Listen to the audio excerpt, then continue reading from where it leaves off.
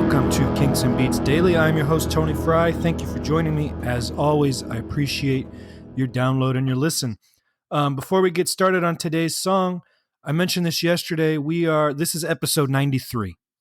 I didn't mention that yesterday. Yesterday, I mentioned it was episode 92. But today, I'm mentioning that it's episode 93. And as we're heading towards number 100, I want to get this podcast charting in the top 10 on iTunes.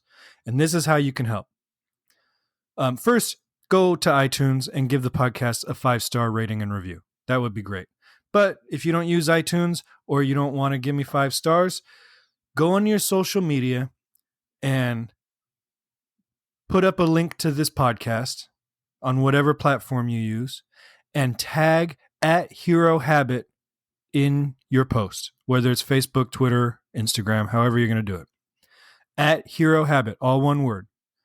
And after the 100th episode, if we can get into the top 10, I will give one random person that has tagged us a cool Kinks and Beats prize pack. I've compiled, I think, some fun items.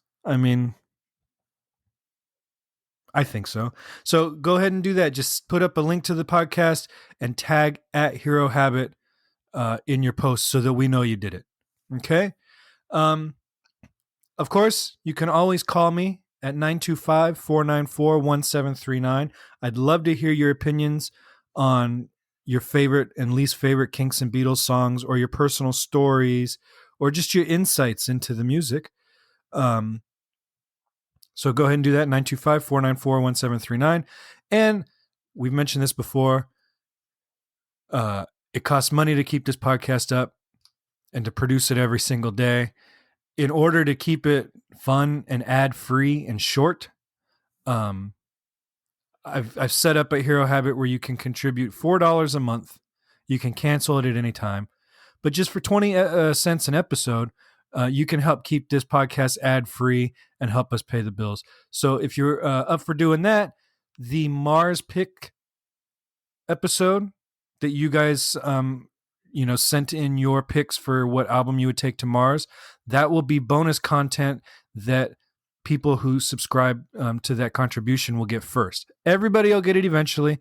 I'm not saying you have to pay for any content, but those folks will get that first. And then we are recording another album length episode that will also go to those subscribers first. So you can go to herohabit.com/ go to the podcast button, click on Kinks and Beats Daily, and you can get all the information you need about everything about this podcast. All right, enough about that. Today we are talking about the song Education by the Kinks. It was released in America on November 17th, 1975 on their album Schoolboys in Disgrace. In the UK, the album came out January of 76, I believe. The sessions for this song began on August 27th, 1975, so just a couple months before its release. And there's not a lot of individual session notes for the Kinks. By this point, they were recording in their own studio. So it's not like with the Beatles, I can give you all these detailed studio dates and who was playing what and all that kind of stuff, because they tracked all of it because they were in a corporate studio. They were at EMI Studios. But with the Kinks, they were working in smaller studios on a smaller label, and then eventually in their own studio. So the notes on every exact take and all that kind of stuff aren't as readily available. So I can tell you that the recording started on August 27th, 1975. There's no other dates listed for overdubs and re-records and all that kind of stuff, and I can't tell you how many takes it was. But I can imagine it was a pretty long process to get this song recorded, because it's 7 minutes and 8 seconds. By far the longest track on this album. And actually, now that I'm thinking about it, is it the longest Kinks track, period? It's got to be in the running, right? So at 7 minutes, with some tempo changes and mood shifts and stuff like that, this was probably a pretty lengthy recording process. You have Ray playing the piano part with their regular keyboardist John Gosling handling the Hammond organ duties. So that cool little piano intro that plays under the first verses is done by Ray. And I like that part. There are aspects to this song I do enjoy. There are aspects to this album I do enjoy. I don't think it's their strongest of the theatrical concept albums that are really the Preservations, Soap Opera, Schoolboys in Disgrace. I don't think this one's the strongest one. There's a lot of kind of, I don't want to say lazy songwriting, but I just did. So you have that. It's just, I don't know. It feels like Ray has a grand concept here that he really can't back up with real focused lyrics. And that's not a slight, really. You know, it happens to everybody. But this song tells the story, the history of education, from the first caveman who raised his hands to the sky and was suddenly educated and can talk, but then continues to be an indictment of education. Everybody needs education. But then you've got all the things that education can't provide. Teacher, teach me how to read and write. You can teach me about biology, but you can't tell me what I am living for, because that's still a mystery. Teacher, teach me about nuclear physics and teach me about the structure of man, but all your endless calculations can't tell me why I am.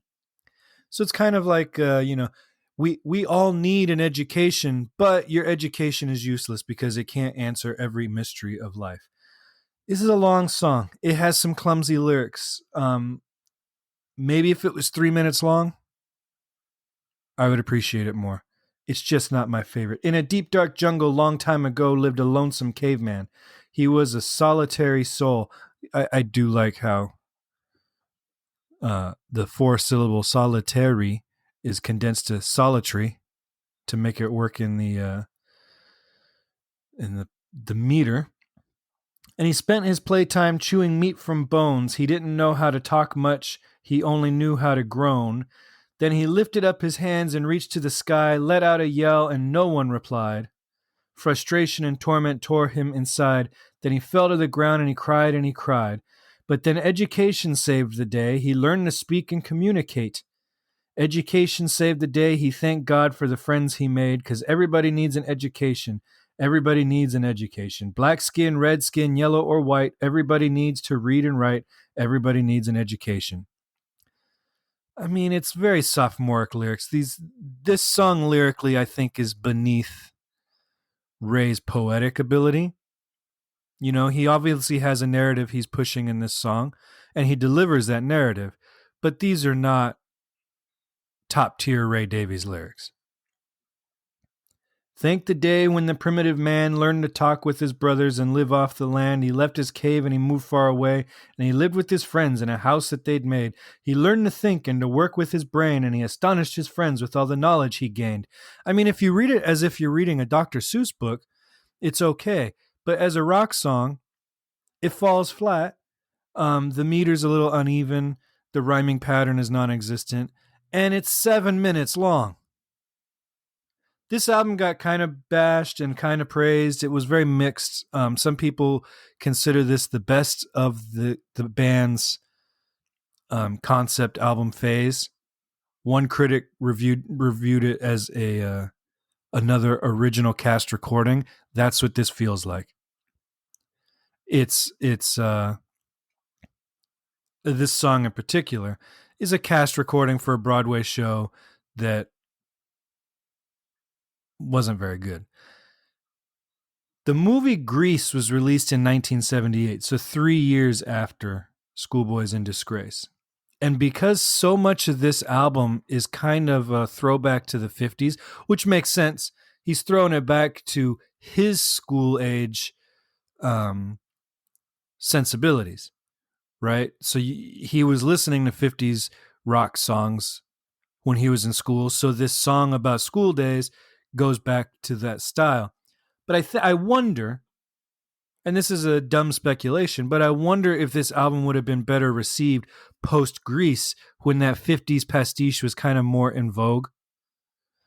It's hard to say because that was also when punk was more in vogue and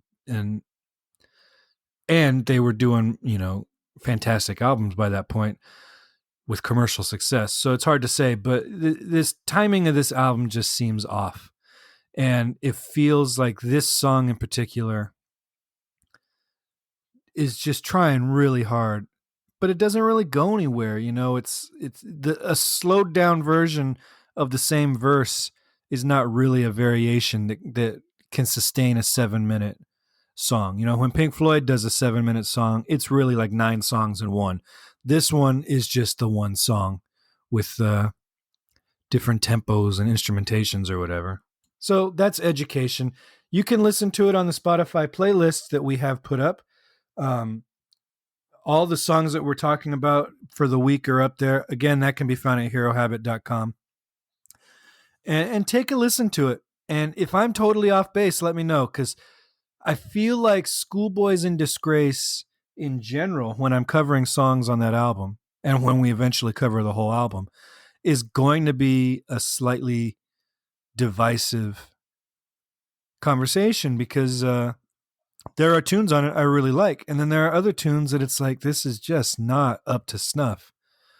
And Ray went in with supposedly like 30 songs worth of material for this project and whittled it down to this group of selections. So this was what he thought was either the best of the songs or the best representation of the story he wanted to tell. Who knows? But this was Education. Go take a listen and tell me what you think. Again, give me a call, 925-494-1739. Let's discuss future songs that we haven't covered yet, or you can talk to me about songs I have covered and how you feel about the episode, how you agree or disagree with me or whatever. And then again, make sure you swing by iTunes, give me a 5-star rating and review, and share this podcast all over the social media and tag at Hero Habit, and we will pick a prize winner if we can get into the top 10 on iTunes. Let's do this, guys. All right, I will talk to you guys tomorrow. Thanks for listening. Have a great day.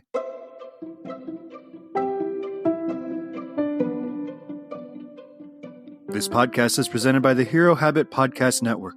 Swing by HeroHabit.com today to comment on this episode and poke around our growing database of sports and pop culture news, reviews, and collectibles. HeroHabit.com. Collect your heroes.